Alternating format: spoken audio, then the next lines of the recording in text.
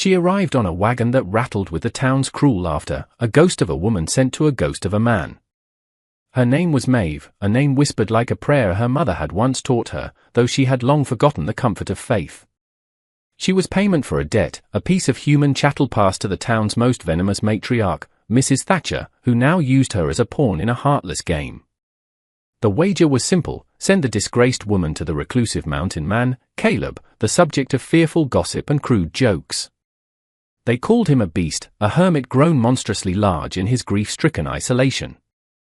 The final, humiliating task assigned to Maeve was to fulfill the town's mocking fantasy, to bathe the fat mountain man, to scrub the grime and sorrow from a man they believed was less than human. Maeve clutched the thin bundle of her belongings, her knuckles white. She had survived worse than laughter. She had survived the silence after the fever took her family, the gnawing hunger, the cold that seeped into bone. The town's scorn was just another bitter wind. When the wagon left her at the foot of a path choked with weeds, the silence that descended was absolute. The cabin was a thing of stone and shadow, hunched against the mountain like a wounded animal. It was a fortress built of grief. Caleb stood in the doorway, a figure carved from the twilight. He was not fat, she saw instantly. He was broad, powerful, a man built of the same rugged substance as the mountain he inhabited. But it was his stillness that was most profound, a stillness that absorbed all sound, all light. His eyes, set deep in a face etched with a pain too old for his years, held no welcome, only a vast, desolate emptiness. He did not speak. He simply held out a hand, not in greeting, but to point toward the small, dark room that would be hers. He then placed a single, tarnished coin on a dusty table, a cold, clear transaction. She was not a guest. She was a service, purchased and paid for. The door closed, and she was left in a silence that was heavier than any stone. The first day, Maeve moved through the house like a phantom, her presence a quiet counterpoint to years of neglect. The air was thick with the dust of disuse and the faint, metallic scent of old grief. Every surface was coated in a fine grey powder, a shroud over a life that had stopped dead. Caleb was a shadow at the edge of her vision, watching from darkened doorways, his presence a constant, silent weight. He did not question her, did not direct her. He simply observed, his face an unreadable mask of stoicism. Maeve began not with scrubbing, but with listening. She listened to the house's groans, to the wind scraping against the windows like a dry whisper, to the profound, aching silence where a woman's laughter and a child's footsteps should have been. She found a chipped mug, a woman's sewing basket with a thimble still inside, a small, hand-carved rocking horse with one runner broken. These were the artifacts of a buried life. She did not touch them, not yet. Instead, she opened the shutters. A spear of afternoon light cut through the gloom, illuminating a million dancing dust motes, and for the first time, the room seemed to breathe. She swept the floor, her motions rhythmic and steady. The whisper of her broom was the only sound. Later, she found the cold hearth and a small supply of flour and dried beans. She built a fire, its first crackle a shock in the stillness. Soon, the scent of baking bread, simple, honest, warm, began to fill the cold corners of the cabin.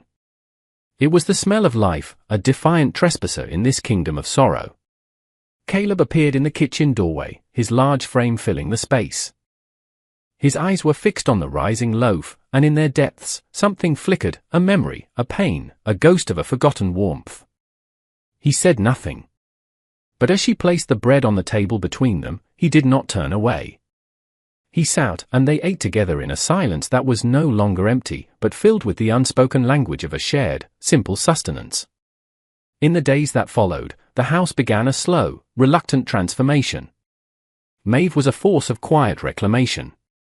The windows, once clouded with grime, were now clear, letting in the pale mountain sun. The floors were swept clean, the scent of wood smoke and herbs replacing the stale air of neglect. She worked without command, her intuition guiding her. She found a small garden patch, overgrown and choked with weeds, and began to patiently clear it, her hands turning over the cold, dormant earth. She was preparing for a spring she wasn't certain she would be there to see. Caleb remained a creature of distance and shadow, his routines unchanged. He would leave at dawn with his rifle and return at dusk, a brace of rabbits or a bird slung over his shoulder. He would place the offering on the porch without a word and retreat into himself. Yet, a subtle shift was occurring. He no longer watched her with pure suspicion, but with a kind of weary curiosity. He saw the way she mended his torn shirt, her stitches small and neat. He saw the single wildflower she placed in a jar on the windowsill. These were small, gentle acts of creation in a world he had allowed to decay. One afternoon, while clearing a dusty shelf, her fingers brushed against a small, locked door, no bigger than a bread box, set into the wall. It was the only thing in the house that seemed deliberately sealed away. It felt cold to the touch. She respected its boundary, understanding that some doors were not meant to be opened by strangers. Her true discovery came later, tucked beneath a loose floorboard in her own small room, a tiny, worn rag doll with button eyes. It was crudely made, but clearly loved. Holding it, Maeve finally understood. The silence in the house wasn't just his, it was a shared silence. There was another soul here, a smaller one, hiding in the cracks of this immense grief. The child appeared as silently as the first frost. Her name was Lily, a whisper of a girl with her father's solemn eyes and a stillness that spoke of a deep, learned fear. For days, Maeve had only caught glimpses of her, a flicker of movement in a hallway, a small face peering from a half-open door before vanishing. Maeve never pushed, never called out.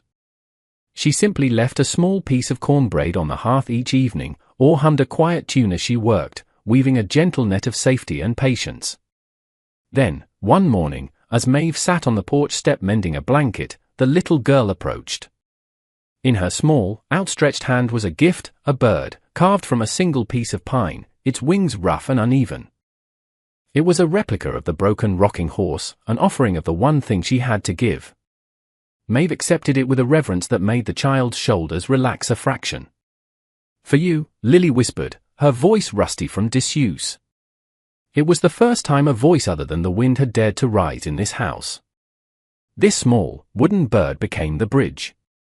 Lily started to orbit Maeve, a tiny satellite drawn to her quiet warmth. She would watch her cook, her small hands mimicking the kneading of dough. She would follow her to the garden, her fingers gently touching the new green shoots. The house began to fill with small sounds, the patter of Lily's feet, her soft hums, the occasional, hesitant question. Caleb watched this fragile alliance form from his usual distance, his face a landscape of conflicting emotions. He saw his daughter, who had been a silent ghost since the fire, slowly unfurling like a frozen bud. One evening, as Maeve tucked the worn blanket around the sleeping child, Lily's eyes fluttered open. She looked not at Maeve, but toward the dark corner where her father sat today. "Can you ask the sun to come back in Papa's eyes?" she murmured, her voice thick with sleep. The question, so simple and yet so profound, landed in the silent room like a thrown stone, striking both adults with its devastating clarity. Maeve's heart ached, and across the room, she saw Caleb flinch, as if struck by a physical blow. The storm came without warning, a furious onslaught of wind and freezing rain that turned the mountain into a churning sea of grey. It was as if the turmoil brewing inside the cabin had finally summoned its twin in the sky. For days, the wind howled, scraping at the walls, a relentless, shrieking lament. Inside, an even more dangerous storm was gathering. Caleb, caught out in the initial downpour while checking his traps, had come home soaked to the bone, his body racked with a deep, shuddering chill. At first, he ignored it, his stubborn pride a shield against any perceived weakness. But by the second day, a fever had taken hold, its heat a malevolent presence in the cold cabin. He lay on his cot, his breathing shallow and ragged, his skin radiating a dry, burning heat. He was a mountain succumbing to an internal fire. The deep, jagged scar on his forearm, an old burn Maeve had noticed before, was now an angry, inflamed red, the source of the poison spreading through him. Lily was terrified. She huddled by the hearth, her small face pale with a fear that was clearly not new. She had seen this fire before. She looked at Maeve, her eyes wide with a desperate plea that needed no words. Maeve knew this was the crucible. This was the moment the town's cruel joke would have to be confronted, not as a mockery, but as a desperate necessity. The fever was climbing, and Caleb had begun to murmur deliriously, his mind trapped in a landscape of smoke and shadow. His large frame, once a symbol of unbreachable strength, was now alarmingly vulnerable. To break the fever, she had to cool his body. She had to remove the sweat-soaked layers of clothing. She had to see what lay hidden beneath the fortress of his flannel and denim. It was a violation of the silent contract they had established, a crossing of a boundary that felt as sacred and dangerous as that locked wooden box in the wall. But Lily's terrified gaze gave her no choice. Survival had its own brutal logic, and it demanded intimacy where none had been offered. Maeve moved with a grim, steady purpose. She heated water, her hands working independently of the fear coiling in her stomach. She gathered clean rags. Lily watched her, a silent, frightened acolyte. "Papa is strong," Maeve said, her voice a low, calming anchor in the howling storm. "We will help him." Approaching the cot, she hesitated for only a second. Caleb's eyes were glassy, unfocused, lost in a past she could not see. "I'm sorry," she whispered, though she wasn't sure if he could hear. Gently, she began to unbutton his shirt. The fabric was damp and hot. As she peeled it back, she braced herself for the sight the town had so crudely described. But there was no fat. There was only ruin. Her breath caught in her throat, and she froze. What she saw was a testament to fire and agony. The whole left side of his torso, from his shoulder down to his hip, was a brutal landscape of scar tissue. The skin was a melted, twisted tapestry of pinks and whites, pulled taut and puckered in some places, eerily smooth in others.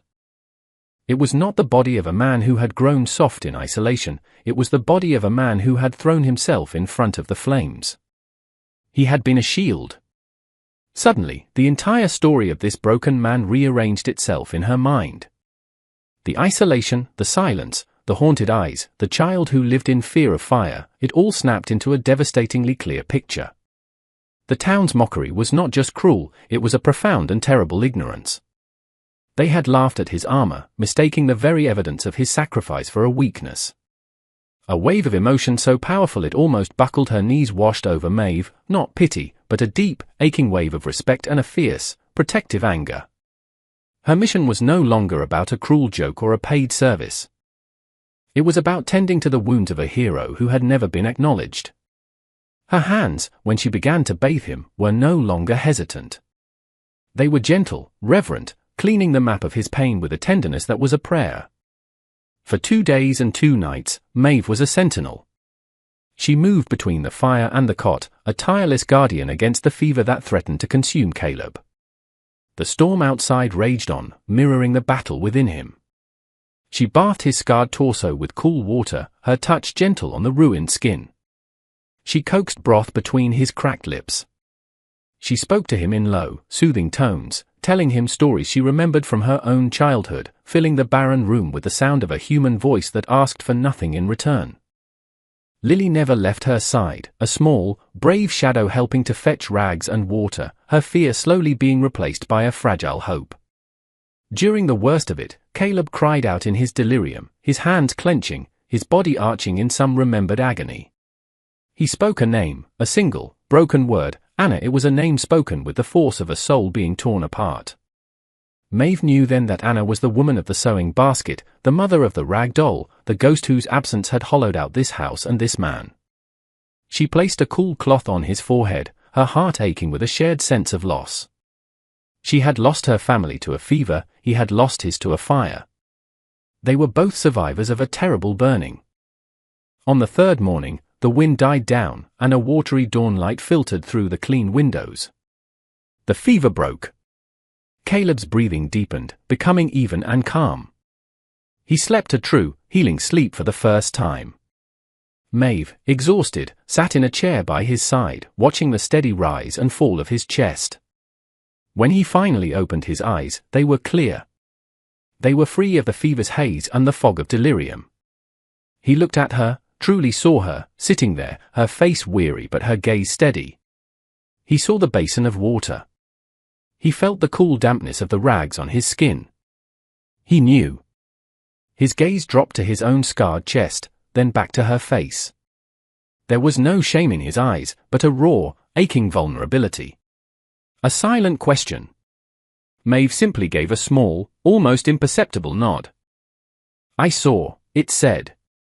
"And I am still here." The first trip to town was a necessity. The storm had depleted their meager supplies, and Caleb, though still weak, was determined to provide.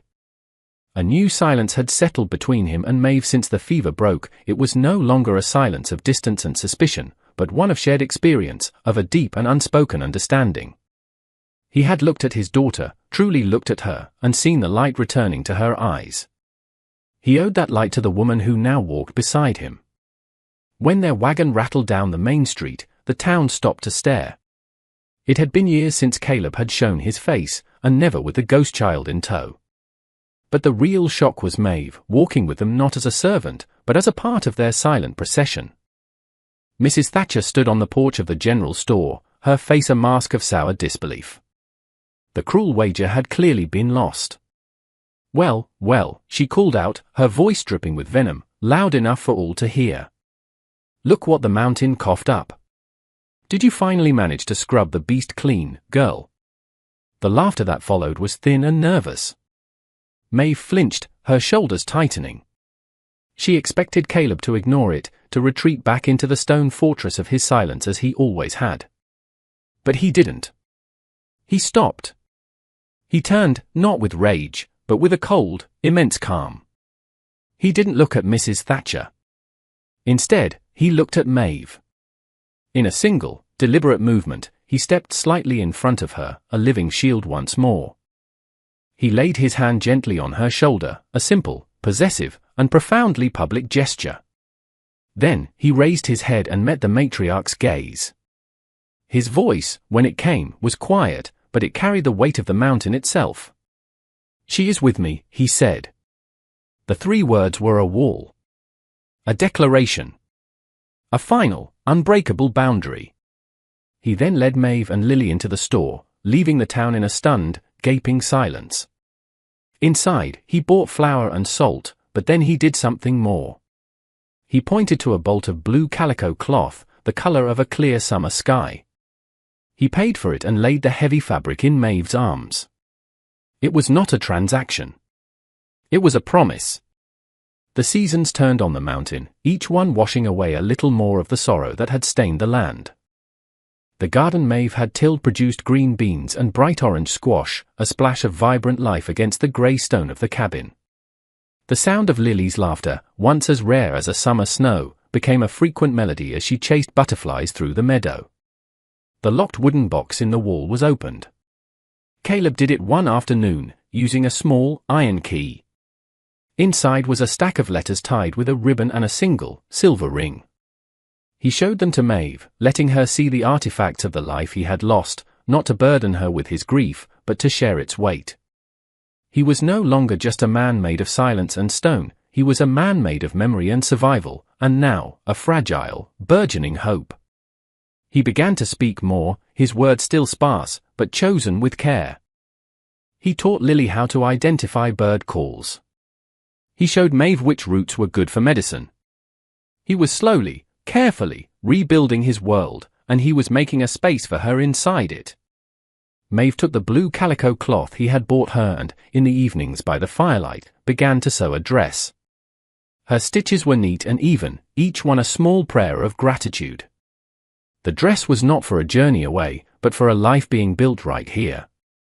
She was no longer a ghost haunting someone else's home, she was its heart, her quiet strength the fire that kept it warm. The house was no longer a tomb. It was a home. It was filled with the smell of baking, the warmth of the hearth, and the soft murmur of their 3 lives weaving together into a new and unexpected tapestry. They were a strange and scarred little family, forged in the crucible of a cruel joke and a raging fever, but they were whole. One evening in late summer, as the sun bled orange and purple across the peaks, the 3 of them sat on the porch. The air was cool and smelled of pine and damp earth. Lily was asleep in her father's lap, her small hand clutching the wooden bird Maeve had kept for her. Maeve was sewing the last button on the blue dress, her fingers moving with a quiet contentment. A comfortable silence enveloped them, a silence that was now a soft blanket, not a cold stone wall. Caleb looked at Maeve, at the way the fading light caught in her hair, at her capable hands that had brought life back to his home and peace back to his heart. He had been a man entombed, believing his life had ended in the fire with Anna. He had thought his scarred body was a mark of his failure to save her, a monstrous testament to his loss. But this quiet, resilient woman had looked upon his ruin and had not seen a monster. She had seen a man. She had tended to his wounds, both the visible and the invisible, with a grace that asked for nothing. She had shown him that survival was not the same as living. He reached out, his large, calloused hand covering hers, stilling her needle. Her skin was warm. He did not say a word. He did not have to. His touch spoke of gratitude, of protection, of a future he had never believed he would have. Maeve looked up from her sewing, her gaze meeting his. In his eyes, she no longer saw the vast, desolate emptiness of the man she had first met. She saw the reflection of the sunset, the quiet strength of the mountain, and for the first time, a clear and steady light that was all his own. The sun had come back to his eyes. They had earned this peace, a quiet harbor built from the wreckage of their pasts, a testament to the simple, profound truth that even the most frozen hearts can learn to thaw. This story teaches us a powerful lesson about judging others. The town saw Caleb as a monster because of his scars and his isolation, but they were blind to the truth. His appearance was a mark of incredible sacrifice and love. Maeve, who was also an outcast, was the only one who looked past the surface and saw the hero beneath. It reminds us that people's deepest pains and greatest strengths are often hidden from view. True compassion comes from looking beyond gossip and appearances to understand the heart of a person. We see how quiet acts of kindness, like baking bread or mending a shirt, can heal wounds that anger and violence never could. Maeve didn't change Caleb with force, she changed him with gentle, persistent care, showing that true strength is often found in quiet grace. Their story is a powerful reminder to always lead with empathy, because we never truly know the battles others are fighting. If this story of redemption and love touched your heart, please like this video and subscribe to our channel for more emotional and inspirational stories. Don't forget to click the notification bell so you never miss a new video that will warm your soul. Thank you for watching.